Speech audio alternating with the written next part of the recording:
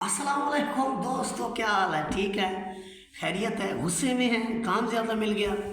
आइए देख लें जी, रिव्यू एक्सरसाइज है math 7th unit number 2 single national curriculum के तहत पीटीबी न्यू बुक है। आप पढ़ लेते हैं जी, ज़्यादा इधर उधर की घुमाएंगे तो मुझे पता है आप चैनल बदल देंगे। ये ज़रा सब्सक्राइब कर लें, अगर आपका दिल करे तो सब्सक्राइब कर लें, वरना फिर आपकी मर्ज़ी है। देखिए, लाजमी लाइक कीजिए। चूज़ द करेक्ट ऑप्शन, वो कहता है कि इसके अंदर से करेक्ट ऑप्शन जो है वो चूज़ करें। तो देखिए जी, जो पहला पार्ट हमारे पास है वो कहता है what number was subtracted to make sequence, कि ये जो सीक्वेंस बनाई है हमने, कौन सा नंबर सब्ट्रैक्ट किया गया? 58, 56।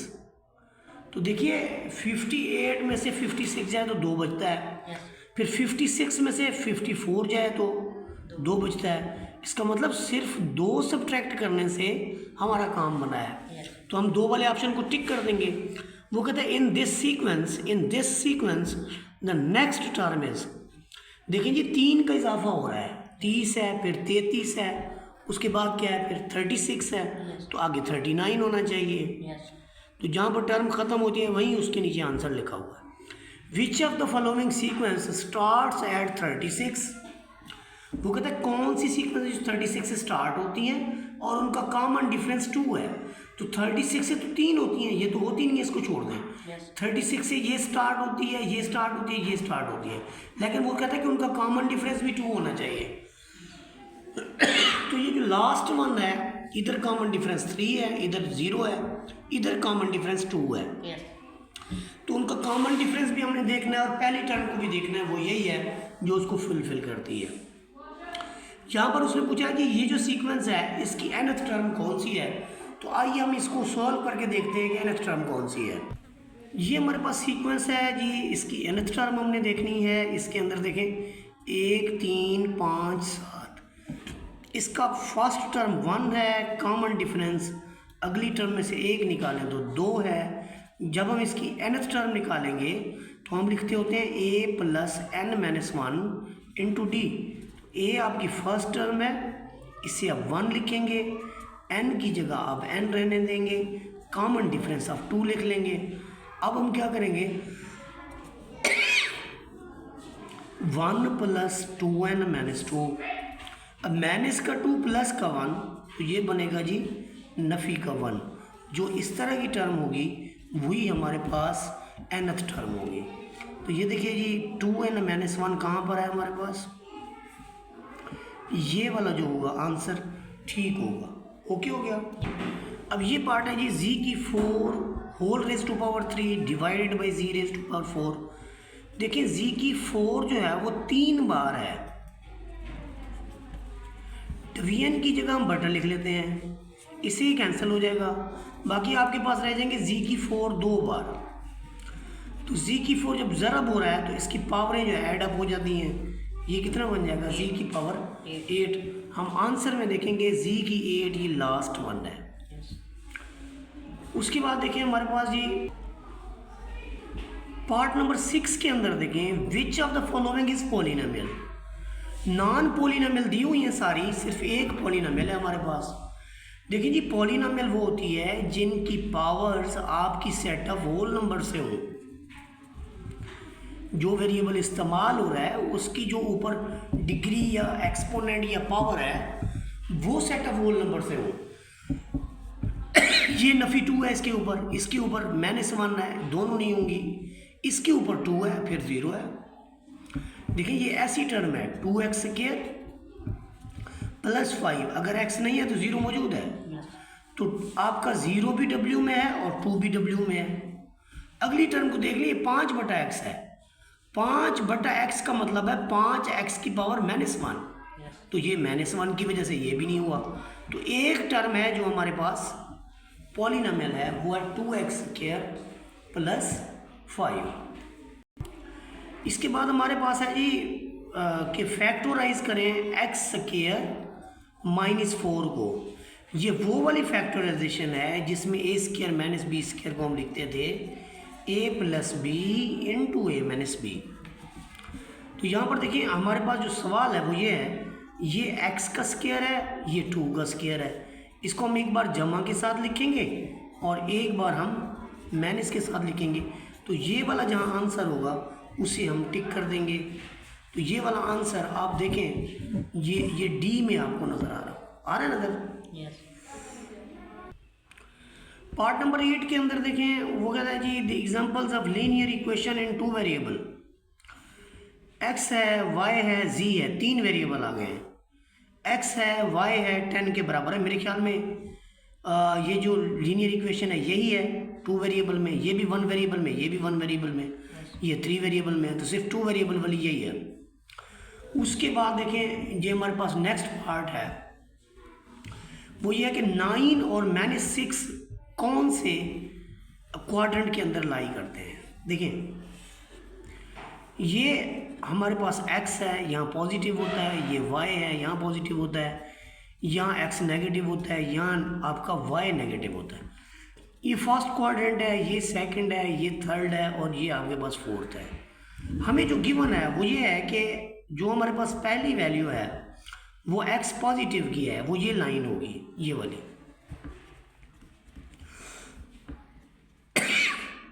और y नेगेटिव है, y नेगेटिव तो नीचे वाला होता है। तो देखिए जब हम इस तरह से काम करेंगे कि एक वैल्यू इधर है, एक वैल्यू उधर है, तो घेरे में कौन सी चीज़ आती है, कौन सा क्वाड्रेंट आता है, 4। तो इसलिए हम फोर्थ क्वाड्रेंट को टिक कर देंगे। हम कहेंगे कि इस क्वाड्रेंट के अंदर है।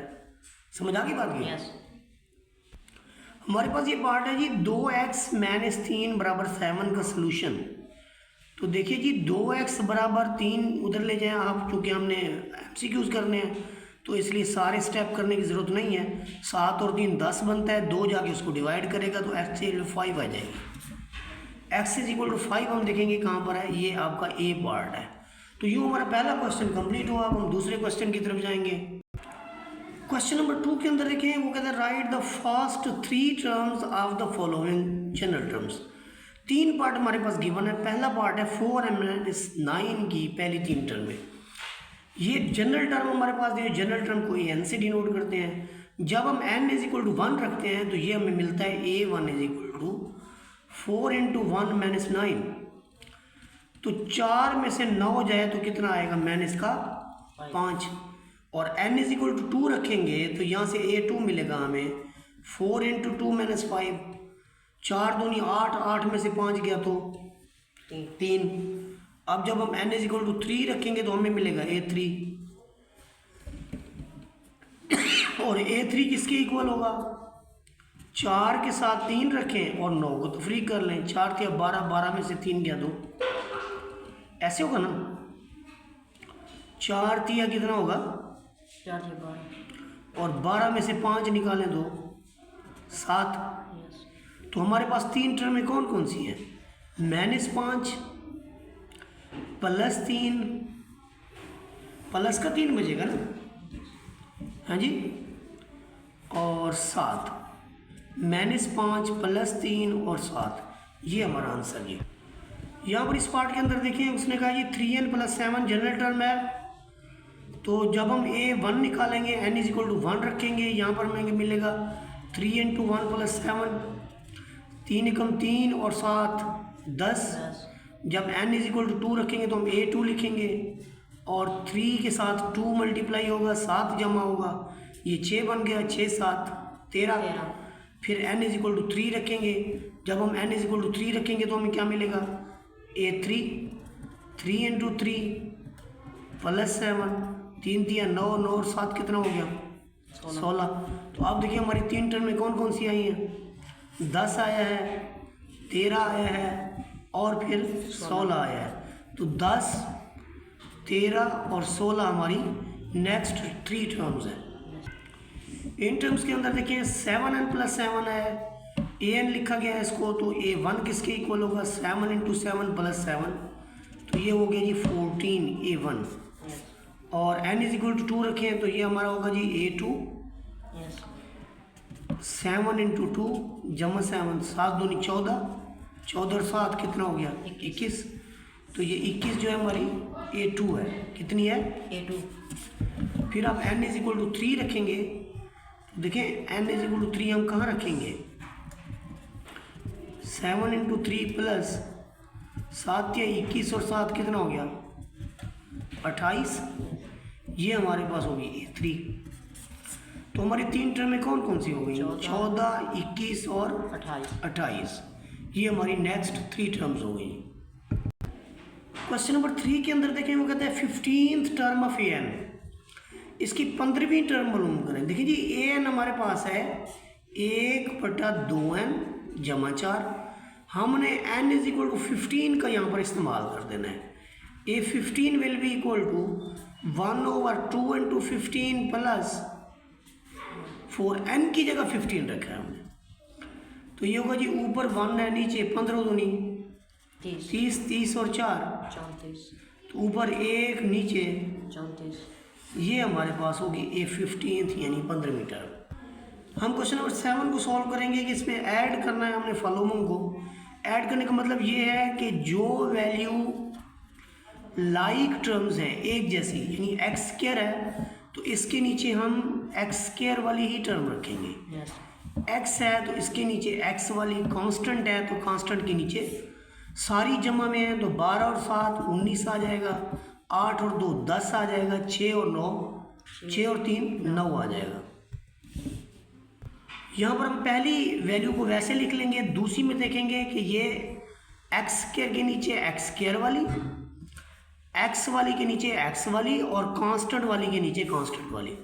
क्योंकि हमने दोनों को जमा करना है तो ये भी जमा में ये भी जमा में, 15 और 7 22 हो गया आपके पास, ये भी नफ़ी में ये भी नफ़ी में। 5 रुपये पहले कर्जा, 3 रुपये और कर्जा, कर्जा कितना हो गया 8 रुपये, आपके पास 2 रुपये आपने लोन देना है जी 8 रुपये का, आपके पास 2 हैं, 2 जमा कराएंगे आपके पास अभी भी लोन बच जाएगा 6 रुपये। yes, यहाँ पर देखिए आपने सब्ट्रैक्ट करना है फर्स्ट पॉलिनोमियल को, ये सब्ट्रैक्ट होगी सेकंड में से। तो जिसमें सब्ट्रैक्ट होना है उसको तो बाद में लिखेंगे, जिसमें से करना है उससे पहले लिखेंगे। ये पहली वैल्यू है, इसमें देखिए जब हम सब्ट्रैक्ट करेंगे तो एक्स स्क्वायर को एक्स स्क्वायर के नीचे, एक्स वाली टर्म को एक्स वाली टर्म के नीचे और कांस्टेंट टर्म के नीचे आप कांस्टेंट रखेंगे। सब्ट्रैक्शन का क्या तरीकाकार होता है, वो ये कहता है कि आप 16 में से 14 को तफरीक करें तो आप कैसे 16 में से 14 निकाल सकते हैं, दोनों तो जमा में हैं। आप कहते हैं इसको तफरीक करें तो फिर ये जमा में होता है, आप नफ़ी बदलते हैं तो फिर ही आपके पास 2 रुपये जमा में बचते हैं। यहाँ पर भी ऐसा है कि जब आपको कोई रकमें दे दी गई हैं तो हमने उनके साइन जो हैं चेंज कर देने हैं, यानी अब इन साइन से हमने नहीं चलना, वो भी निचली रकम के। हमने किन साइन से चलना है, हमने ये देखना है कि ये इसका माइनस हो जाएगा, इसका प्लस बन जाएगा, इसका भी प्लस बन जाएगा। तो इसका मतलब ऊपर वाले के साइन वैसे रहेंगे। अब ये हमारे प्लस के 15 हैं, नफ़ी के 10 हैं तो प्लस के कितने बच गए। 5, अब पहले प्लस लिखे या ना लिखे कोई फ़र्क नहीं पड़ता। ये 2 रुपये पहले हैं, 8 रुपये और आगे, इसको नहीं देखना इसको देखना है। 8 और 2 कितने हो गए 10 रुपये। 8 रुपये पहले हैं, 5 रुपये और आगे तो आपके पास 13, हमने चूँकि सेकंड टर्म में से पहली टर्म को निकालना है तो सेकंड टर्म हमने पहले लिख ली और जो बाद वाली टर्म है उसे हमने बाद में लिखा। फिर जाहिर है अभी मैंने आपको बताया है कि इनके साइन भी हमने चेंज करने हैं। अब हमने इस साइन को नहीं देखना बल्कि ऊपर नीचे वाले साइन को देखना है। तो करें जी, 7 में से 8 गया, नफ़ी का 1 एक्स स्क्वायर बच गया, 1 लिख दें आपकी मर्ज़ी, ना लिखें आपकी मर्ज़ी। जमा के 2 और जमा के 5, जमा के कितने हो गए 7, माइनस के 2 माइनस के 8 माइनस के 10, अब यहाँ पर एडिशन सब्ट्रैक्शन के बाद प्रोडक्ट की बारी आ गई है। ये देखिए 8 एक्स स्क्वायर वाई स्क्वायर को इससे ज़रब देंगे, ये वैल्यू तमाम वैल्यू से ज़रब होगी। तो इसलिए आप ऐसे भी कर सकते हैं कि X square Y square plus 3 X Y square plus 2 को ऊपर रख के यहाँ पर लिख लें आप 3x वाई स्क्वायर, और इसे पहली बार मल्टीप्लाई करेंगे तो 8 3 24। yes, अब ये इसका नहीं है कि एक पावर इसकी है 2 इसकी है, तो पावर कितनी होगी 3, वाई की 2 और वाई की 2 कितनी होगी, 4, ये इससे ज़रब होगा। इधर प्लस है इधर प्लस, साइन एक जैसे प्लस में 3 तिया 9, एक्स की 1 एक्स की 1 एक्स की 2 और साथ में वाई की 2, ये रकम इससे ज़रब होगी, यहाँ प्लस तो साइन एक जैसे होंगे प्लस लगाएंगे, साइन डिफरेंट होंगे तो फिर माइनस लगाएंगे। अब 3 2 से मल्टीप्लाई होगा तो 6 एक्स वाई स्क्वायर, ये इसका आंसर होगा। नेक्स्ट जो हमारे पास मल्टीप्लिकेशन है वो भी इसी तरह की है।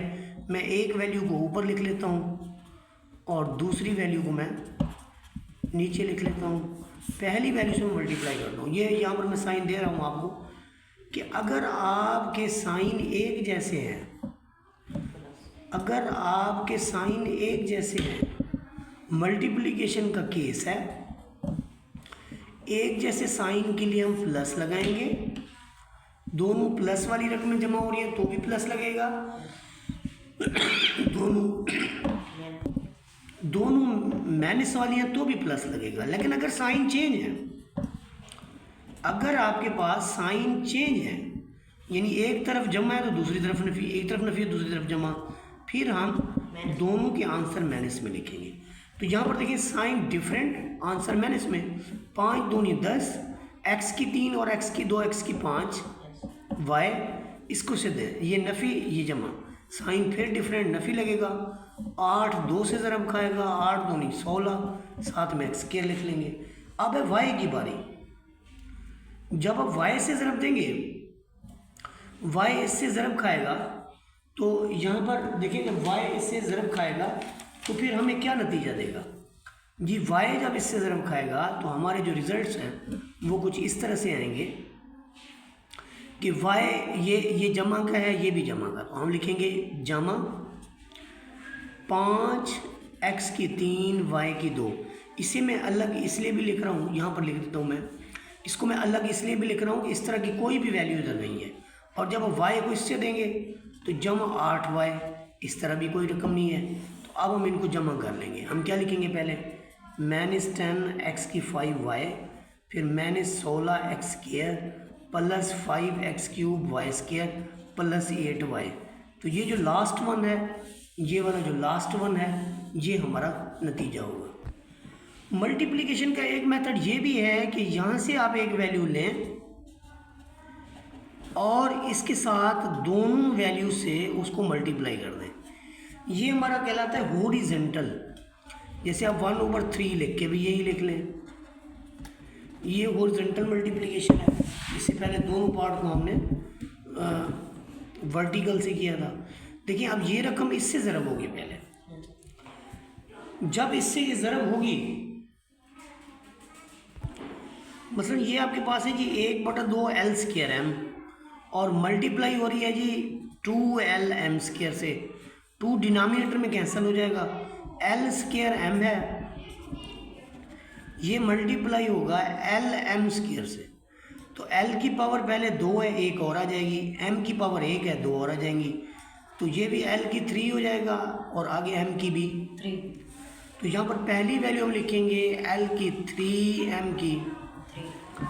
अब जो दूसरी क्वांटिटी हमारे पास है वो क्या है जी, 1/2 एल स्क्वायर एम ज़रब होगा 2 से, 2 को खा जाएगा, रिजल्ट में आ जाएगा एल स्क्वायर एम। तो यहाँ पर अगली टर्म हमारे पास है एल स्क्वायर,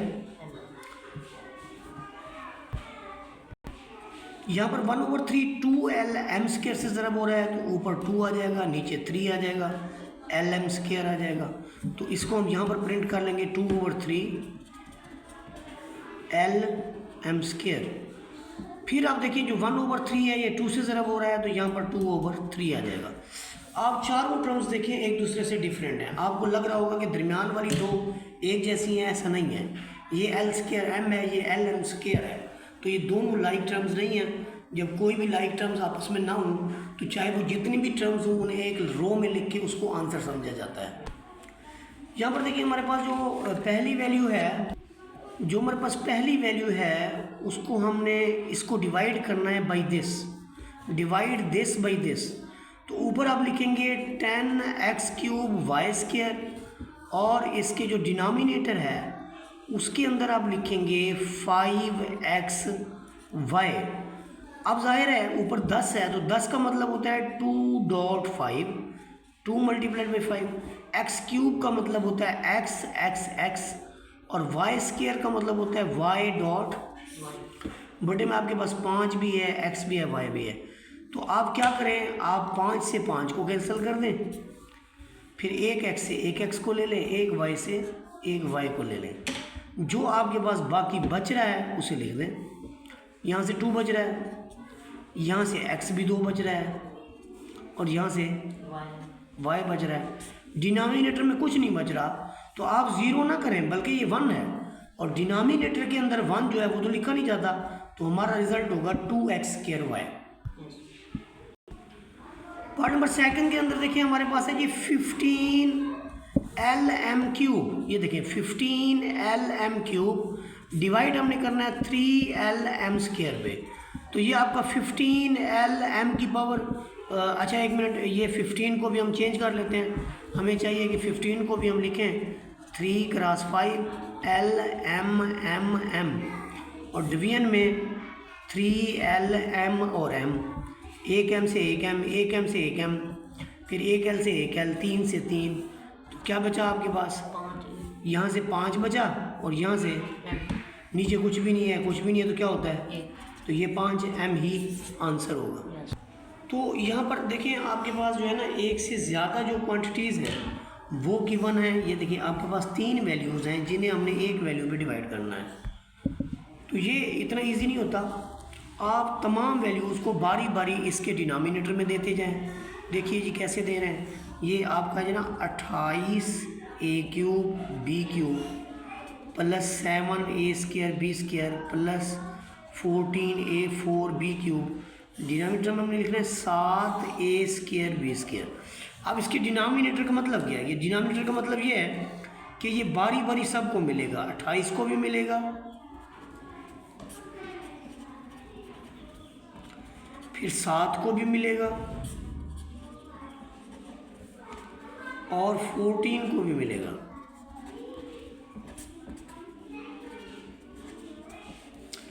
अब देखिए 7 जब 28 को कैंसिल करता है तो रिजल्ट में 4 देता है। 28 को 7 में तकसीम करने कितना आता है? इसकी पावर 3 है, 3 में से 2 जाए तो कितना बचेगा? 1। इसकी पावर भी 3 है, 3 में से 2 जाए तो कितना बचेगा? यहाँ पर ये दोनों टर्में एक जैसी हैं, कैंसिल करें तो यहाँ 1 आएगा। यहाँ पर देखिए 7 एकम 7, 7 दूनी, तो यहाँ एक तो 2 लिखेंगे, ये एक ही 4 है, 4 में से 2 जाए तो आपको क्या मिलता है? एक ही पावर 2। b की 3 में से 2 जाए, 3 में से 2 जाए तो आपको क्या मिलेगा? b। ये इसका रिजल्ट है। ये 10 क्वेश्चन है, अगले 10 क्वेश्चन अगली वीडियो में।